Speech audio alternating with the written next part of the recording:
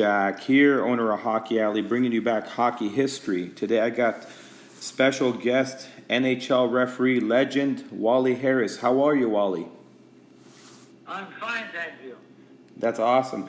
And what year did you start in the NHL?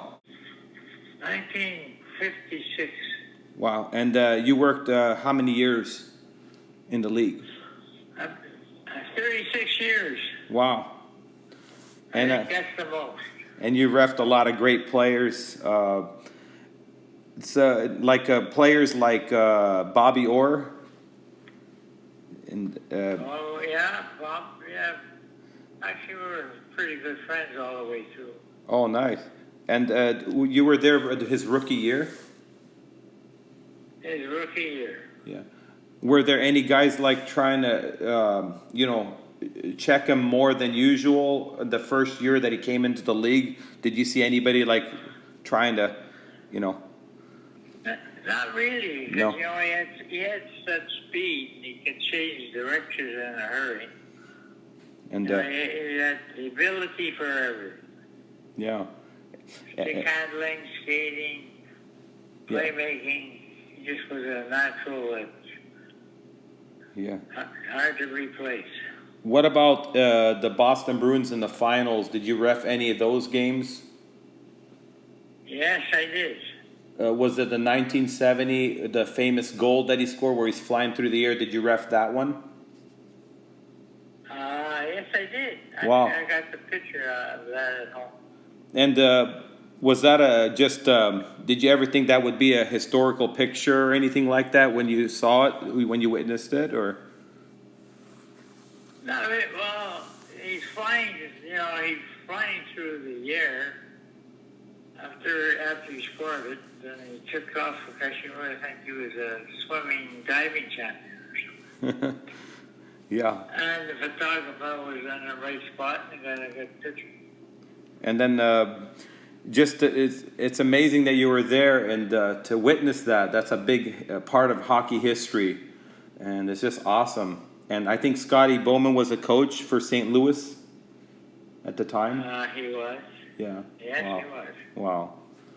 And other players that you refed while they were playing would be Gordie Howe. How was he to ref against? Ref the game. Well, these kind of fellows, you never had any trouble with. They were superstars. They minded their own business. They didn't get into fights or anything like that. And we used to have a lot of conversations on the ice. He wasn't a smart ass. He just asked you something or he'd kid you about something. So he joked around a lot. He joked around a lot. Did you ever He would always go by, where the hell are you going next? And he would come along and say, are you having fun? We got one of these tough games, and he'd come on and say, are you having fun yet? That's the kind of player he was. I wish the other 1,000 were the same way. Did you ever witness him hitting a rookie with the elbow that's coming into the league? Did you ever see that happen? Oh, yes. And that's what he was, his elbow. But you know what? He was smart enough to do it on the way out, not where I could see it. And but he didn't. He never had to fight. He didn't defend his teammates if they're in one, but he didn't start a fight. He'd get you the next time down the ice if you did something dirty to him. But he knew, he wasn't like most players. I mean, he'd come along, he had so much ability. Yeah. As he skated away when nobody's looking, that's when you got the album. But, the big thing was he never started anything else. Yeah. From, say, when 67, that year when there was the expansion, did you see the league get watered down at all? Like skill-wise? When they doubled the teams from 6 to 12 teams? Definitely. Okay. It came down a while until we worked it back again, but it took a while to get the caliber back up again. And then WHA came by. You spread the talent, especially a line. If you had a top line, and then all of a sudden in the draft they lose somebody. Mm-hmm. You broke up a line. Yeah. What about the WHA? Did that hurt the NHL? I mean, did you see a difference there too when they all, like Bobby Hull leaving and a lot of great players? Well, by them leaving, it made that league. I mean, went out of business, but it would have gone out of business a lot earlier if some of those superstars didn't go. And the only reason they went was the money. Yeah. At that time, $1 million was a lot of money. Oh, yeah. I mean, nowadays, Christ, who doesn't have $1 million playing? Yeah, it's true. And except the referees, they didn't give us $1 million. Well, mind me ask, what were the refs making back then? Like average salary? I get they're making $100, $100,000 a season. That's Okay. it. Wow. I think it's Compared to players. Yeah. What do the refs make now? Approximately. Well, the top 3 or 4 referees are just about 450,000. Okay. That's for about. They do about more than 80 games, correct? Yeah, they'll do at least 80 games. Mm-hmm. And if there's injuries, a few might get stretched to 100. Yeah. Wow. What's the best goalie you ever witnessed while you were reffing? The best goalie? Yeah. I mean, we had some good ones in those days. Glenn Hall was one. Glenn Hall? Yeah. Glenn Hall. Jacques Plante. Were you there when he put the mask on? The first goalie to wear the mask? I was. Really? Wow. I remember the first game you had to put the mask on. I was the referee. Wow. I said, what the hell is this now? And so I said, you're scaring me. I don't know what to do with that mask. So. I thought it was I told him, I said, is this Halloween now or what? Did he put it on after the first period, or was it at the beginning of the game? Oh, I think he put it on the beginning of the game. I don't know whether he for the practice. I don't know if he took it off and then came back, but he had it on second and third period. Oh, I see. And that's what became historical. I mean, he changed the game. And so, of course, he was getting held too from the coach about wearing a mask and everything else. Oh, really? Wow. I think his answer was, he said, well, you put fucking pads on and see how you like it. Did he speak good English? I mean, he was a French Canadian. They could speak. He was fluent both languages. Oh, and you had coaches like who was the Jack Adams? Did you ever witness him coaching? I did, Jack Adams. Was he intense like him and Conn Smythe? Were they pretty intense on the bench, or yeah, they were. They were. Always had something to say as you were going by. If they didn't like your last call, they'll remind you. Yeah. What about yeah? So that was it. It's like, what about like Don Cherry? Well, Don Cherry and I always had it was funny as hell because he would start saying something, and my first thing I'd say when I worked every game with him, because I was in Boston a lot, I used to say, I hated his outfit. I said, this is an awful fucking suit you're wearing. And then he'd go, what's the matter with my suit? What's the matter with my suit? He forgot to call me names. He was, every time I went by, what's the matter with my suit? That's funny. He was something else. We put up with an awful lot of oddballs. Yeah. Which coach was the most verbal, or that was accusing you of calling the wrong call and all that? Which coach do you remember that was the worst to have out there? I think. I mean, There were so many bloody coaches I had. Tell me, you know, I have something to say. Every time you pass it, I have something to say.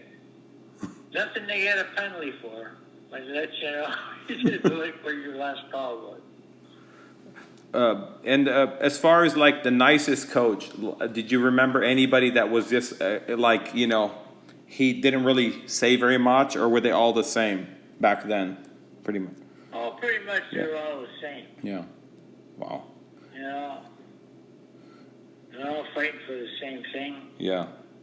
Nobody was nasty. It's just been Oh, okay. Which is natural. Yeah. Yeah. What about Wayne Gretzky? Seeing him in his rookie year, was he already established? Like when he came into the league, did you see a huge difference in his game that changed the game? When he came in the league, he was a crybaby. Really? Oh, he was always complaining, and it's like crazy. He had everybody on the ice protecting him. I was gonna ask, were they going after him already, like trying to check him, or at that time? No, you would know why. Well, of course they had. Some people call them two cement heads, but they aren't cement heads, but they're out there to protect him. Mm-hmm. And you know, somebody did anything. There was a player there to defend whatever happened. So, you know, they were always interfering. Yeah. I used to say, you know, and I used to have a lot of conversations with him. And they weren't hard to do. He was always complaining about something. And I don't know why he complained when he had protection left and right. You know, I could never understand why. The way he stick handled, he go behind the net. Why somebody didn't go back there and try to put him into the boards? He would come out the other way. they were worried about Semenko or something coming to his defense. Yeah. So he got protected very well. Yeah. They did. They had Semenko and they had some other tough guys. Yeah. And any favorite arenas that you refed in over the years? Yeah, I love Boston and I love Chicago. Oh, loud buildings. All year, but they were, because they were the old arenas, especially Boston's old arena. I mean, back in the Garden, yes. The fans could almost take your hat off. Yeah. I mean, as you felt like you were refereeing in the first row and not on the ice. Yeah. Wow. But it still was a popular arena. Oh, yeah. One thing about it, you didn't have to look very far to see what was going on, that's for sure. Yeah. So how many Stanley Cup finals did you ref? Like any game sevens? Yes, I refereed 6 finals. Wow. That's awesome. To be there and just witness 6 finals, and 2 of them were I think 2 or 3 were the last game. Was it Boston and St. Louis? Was that one of them, or that wasn't a game 7? Was it with Orr flying through the air? That was not a game 7, was it? No, it wasn't a game 7. Okay. I think it was 5 or something. Oh, 5. Yeah. What was the most violent brawls that you saw? Like fights between players or bench clearing? Which ones were the most busiest of the night? Oh, Christ. The Islanders in Boston. Well, we had everybody on the ice. Wow. And goaltenders came together. And I wound up, I wound up leaving them with 7 players each. And that was the 5 on the. It's been in the second period. Really? I said I had enough of this because it's going on for about 20 minutes. So I said, fine. I picked the 5 players on both teams. I said, you can stay. The rest of you are out of the game. And of course, that's awesome. You know, my boss come up and said, Jesus Christ, well, you left them with no players. I said, well, they deserve it. I said, now I left them. I said, I left them with 2 spares on the bench. The guys are sitting on the bench, and then they couldn't move. They didn't want to go on the ice. I'm so bloody tired. So I said, I'll give you 1 forward and 1 defenseman. And a goalie. a goal. We left the goal. What about a guy I like? remember, oh, yes, I remember Philadelphia. Coach come down and said, Jesus Christ, Wally, you can't do this. I said, yes, I can. It's done. I said, I came here to referee a hockey game, not a bloody brawl. I said, you pick the players. I said, who are you going to pick? I said, everybody was on the ice going at each other. So I said, I left you with pretty well a fair club each. That was it. Of course, I got questions about that. I said, well, they want to act up. I said, What about Dave the Hammer Schultz? What about Dave the Hammer? Did you Dave the Hammer Schultz? Did you give him a lot of penalties? oh, Dave. Yes. Well, Schultz, it was funny, eh? I threw him out, thrown him out a couple of games. But I remember in a big fight in St. Louis, and outside of hockey, he was a soft-spoken individual. Mm-hmm. It's hard to believe. But he was, and we were in the lobby. I just had a game with him, and in the lobby he's waiting because they're going to Los Angeles, and I said, he said, where are you going? I said, I'm going to Los Angeles. I said, I'm not lucky. I got you guys again. And he just soft-spoken, Wally, well, I hope you have a good trip. Unbelievable. Then when on the ice, Christ, he was a psycho. Yeah. Was he the toughest you've seen in the NHL over the years? No, I don't think he was the toughest. I'm trying to think who the hell it was. Because we had some nutcrackers, that's for sure. What about Tiger Williams? Tiger was another one you could talk to. Mm-hmm. He was mad as hell at the guy he was fighting. He didn't say anything. But he wouldn't stand into the referee. Wow. He took his penalty and that was it. Mm-hmm. Didn't complain. Well, that's good. But he could fight because he was rough. Yeah. I mean, some of those guys, that's what they were paid to do, and protect players and Exactly. I used to say that. I said, what can I do? I said, for Christ's sake, I said, they're paying these guys just to be a fighter. I said, unless you change the rules, I can only throw so many guys out. Yeah. That's awesome. This is This was one game I got fed up because I had them the night before, and I said, they're acting up to it. Here we go again. I said, I've had enough of this. I remember it was Mr. Campbell, they phoned up and said, how the hell did you wind up with only five players each? I said, I teased him, and the only time I got a laugh at him, I said, well, it's the first time I said I had a quiet game after. That's true. Yeah. Which is the best skilled player you've seen over the years? I mean, the most skilled that was just like, wow, this guy looks above and beyond everybody else. In your opinion, skill-wise?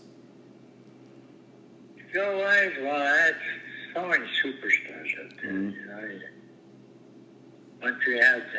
Montreal had two or three, and Boston had one. It was amazing, Mm-hmm. the skills of those that came to play hockey. Yeah. It was involving. Yeah.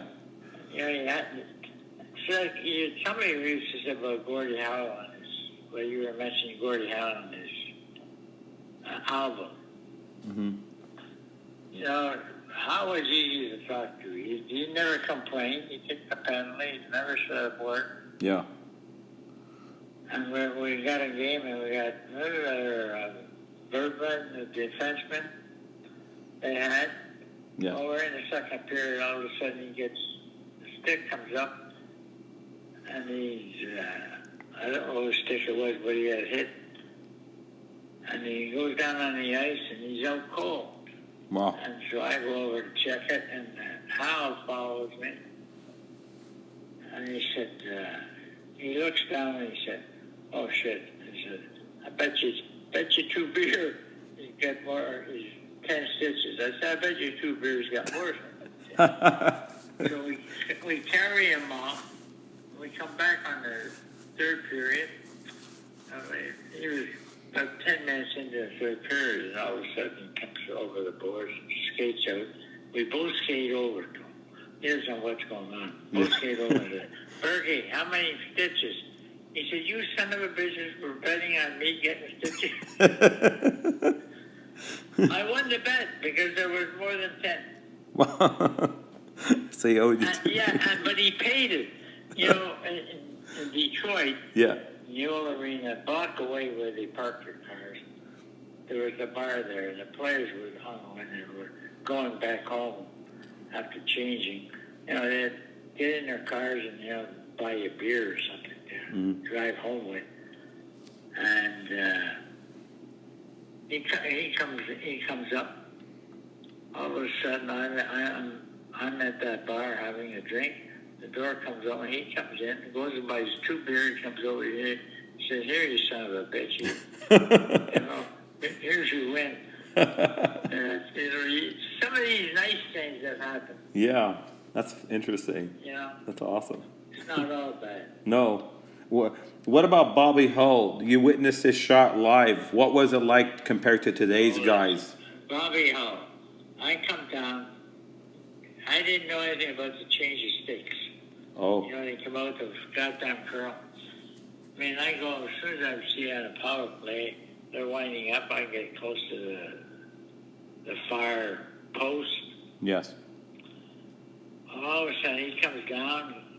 McKee has got the puck and crosses over the blue line, goes towards the net, drops the puck back to him, and he winds up with a bloody shot of his, and that puck, I was on the opposite side, and that puck was coming down that side, and curled, and went almost through my head. Whoa. And I said, "Jesus," so that's when I put a complaint. You have to change these. I said, "Christ, I could have been killed." I said, the puck is, Christ, it's coming down. It dropped at least 5 feet. Well. Anyway, so actually, Benji had it changed. We had The curvature change. Yeah. the curve, and we still put it. There were a lot of bit of a curve, but they couldn't have that boomerang because the puck would hit the back of your stick, and then by the time it was flying, it hit the fingers in the front, and it would change. Wow. And who made that rule? Was it the commissioner, or was it the referees with the commissioner, or? Well, we complained. I remember complaining and said, "You got to do something with those pucks. We're going to get killed out there. We don't know where the puck's flying." Mm-hmm. And so the league office made the change. And it was enough complaints. And well, even goaltenders, they said, "Guys, we don't know where the puck's going." Yeah. They had a ruler for it. Who created the ruler? Do you know at all? The measuring stick for that. Who invented that? I don't know. But There was somebody in the league office. Oh, okay.